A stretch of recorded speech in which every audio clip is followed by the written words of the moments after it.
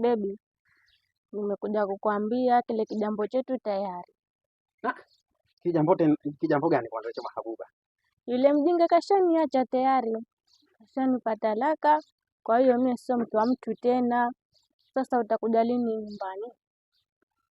Yaani katika kitu ambacho kwa kunkosea basi ni hicho kitu cha kuomba talaka mpaka ukafikia kuachwa mumeo.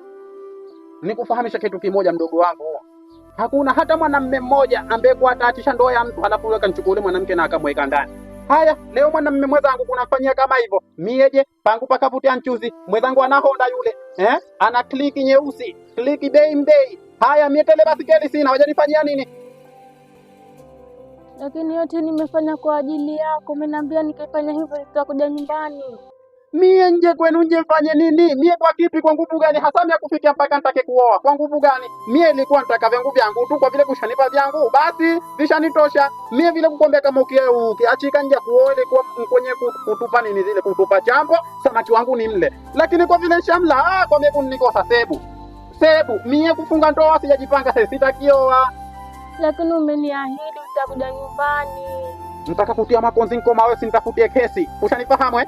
Kwanza subiri nikukumbushe kitu kimoja, nakwambia tena. Siye ni wapita njia, tunakwambia ni wapita njia. Ade kusitiri ndiye anayekutaka. Si mie jinga kojo. Tena mumpisha. Usiwe